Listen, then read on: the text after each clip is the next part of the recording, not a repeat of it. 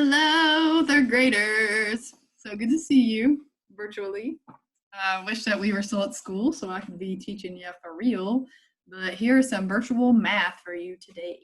Today we're going to be talking more about fractions, which I know you love so much.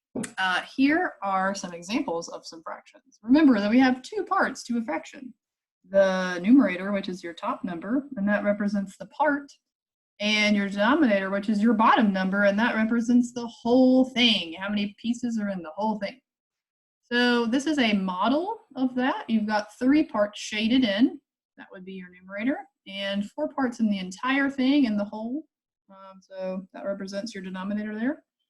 And then on the number line, we have 4 jumps in all, but 3/4 would be located after you have done 3 jumps. So 1, 2, 3, then 3/4. So we're going to be comparing fractions a little bit today. I'm going to switch it on over to the Pearson site. So let's try that out. Yep, here we go. This is a picture of your solve and share, which you should have in your packet. It says Tanya, Rita, and Ryan each use a bag of flour to make modeling clay. The bags are labeled 3/4, and this just stands for pound. Pound, 1/4 pound, 2/4 pound. Show these fractions on a number line. How can you use the number line to compare 2 of these fractions? So here we go with that. I'm going to label this number line I have. Each one of our denominators should be 4 because we've got 1, 2, 3, 4 jumps, and even this one is fraction 2 because it's going to equal to 1. So I'm going to label all of these. And this is just like counting this part. You've got 1 jump, that makes 1/4. 2 jumps, that makes 2/4. 3 jumps, that makes 3/4. And finally, you guessed it, 4/4, that equals 1. So then we're going to compare these. Show these fractions on a number line, check. How can you use the number line to compare 2 of these fractions? Well, let's try it. We're going to pick 2 randomly selected fractions. I'll change my color here. I'm going to go with 1/4 and 3/4, and we're going to compare them. 1/4 is here, and 3/4 here. Whoop, it's hard to write with this thing, y'all.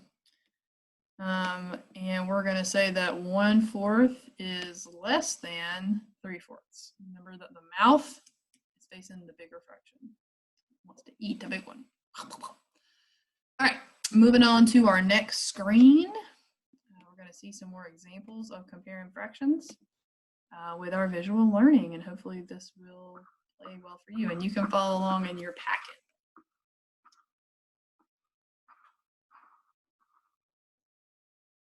How can you compare fractions using the number line? Think about this question during the lesson. Talia has 2 different lengths of blue and red ribbon. Does she have more blue ribbon or more red ribbon?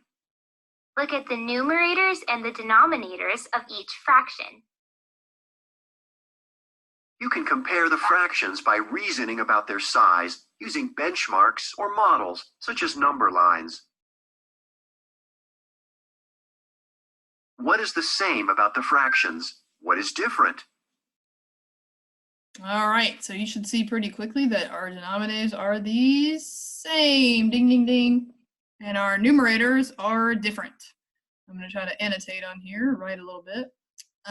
If I was doing this problem, I would probably label my models B and R.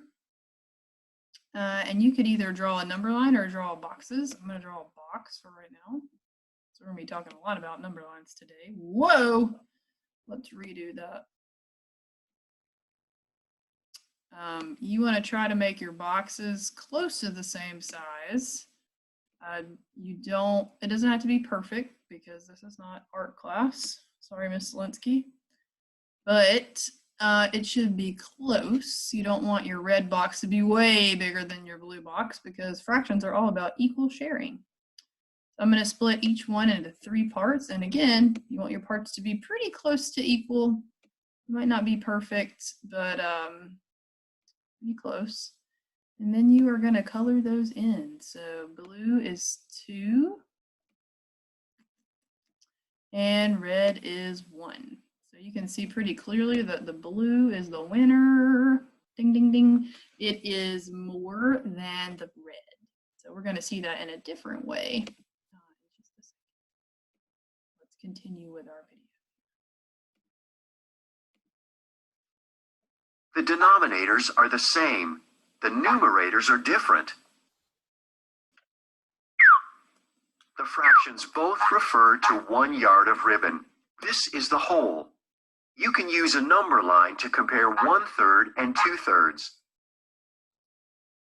The farther the distance of the fraction from 0 on the number line, the greater the fraction.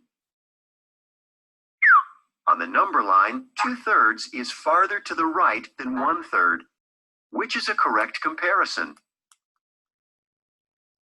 Select your answer. Okay, before we talk about what the correct answer is, I want to talk a little bit about what they just said. So part of the reason that 2/3 is greater is because it is farther to the right, meaning that it is closer to 1. It is almost 1. They only need 1 jump to get to the 1. And the 1/3 needs 2 jumps to get to the 1. So you think about it kind of like a race. They're trying to get to the finish line here, and this guy is closer. So that's a good way to think about that. We're going to use our slash the trash strategy. 2/3 is less than 1/3. Bonk. X. 1/3 is greater than 2/3. Nope, that's the same thing as this one. It's just written differently. 2/3 is greater than 1/3. Correct. Ding, ding, ding. Since 2/3 is farther to the right than 1/3, 2/3 is greater than 1/3.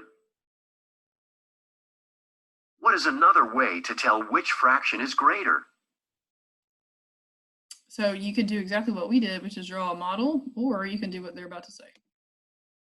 When two fractions have the same denominator, the fraction with the greater numerator is the greater fraction. So we're going to get into this a little bit more in a different lesson, but let me show you something real quick. What they're saying there is, whoops, come on, there we go. Okay. They're saying there is if you are comparing 2/3 and 3/4, well, let's say 3/6. We can't just look at our top number anymore because our pieces are different sizes. Think about it this way. If you are sharing this delicious pan of brownies that I just drew, and I say to you, I'm going to share this with you and 2 other people, you're going to get pretty big pieces.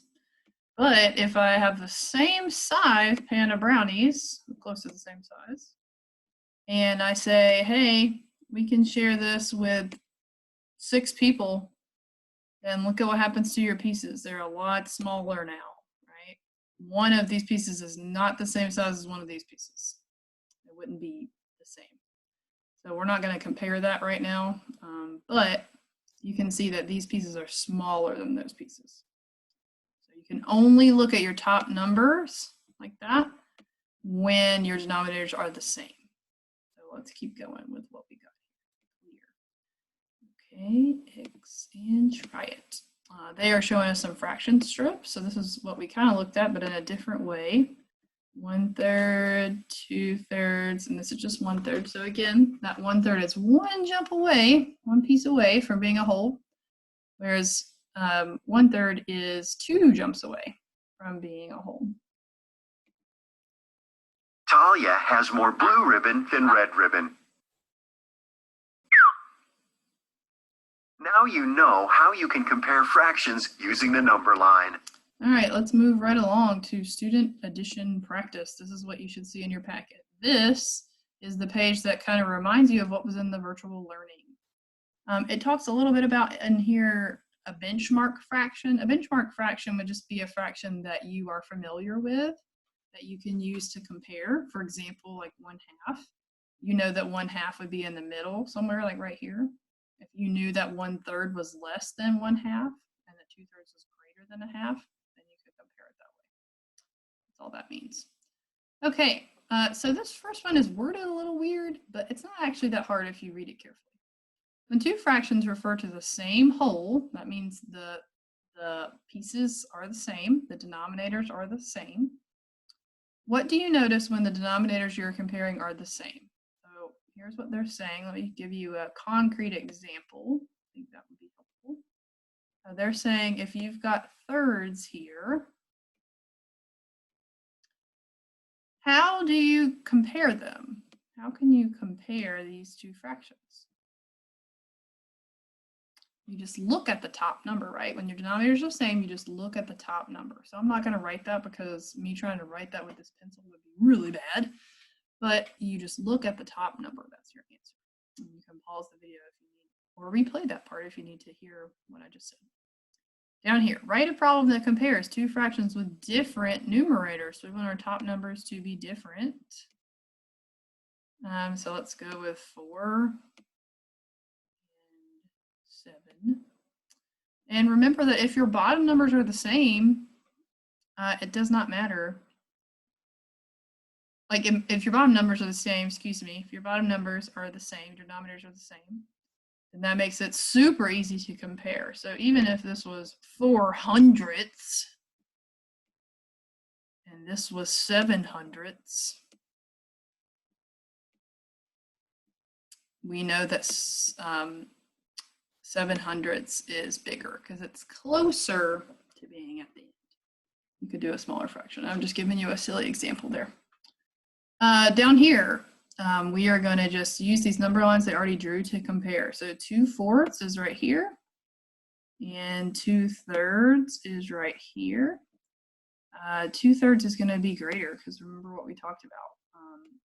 That is closer to 1. It's only one jump away from being 1. This one is 2 jumps away from being 1. It's further away from the 1. Right here, 2/6 and 2/3. 2/3 is greater. Win in the race. It is closer to 1. And notice that the jumps on 2/3 are bigger than the jumps up here. These jumps are tiny jumps. See how little they are? The pieces are smaller because you're sharing with more people. And then finally, 5/8. This one's easy because it's the same denominator. 5/8 and 3/8. 5/8 is winning. So 5/8 is greater than 3/8. Now you are going to get a chance to do this down at the bottom of the page here. You're going to practice exactly what we just did right here and some of these problems on the back. And Mr. Morgan and I will be available to help you out with that in the Bear Cave later today. So just let us know if you need some help.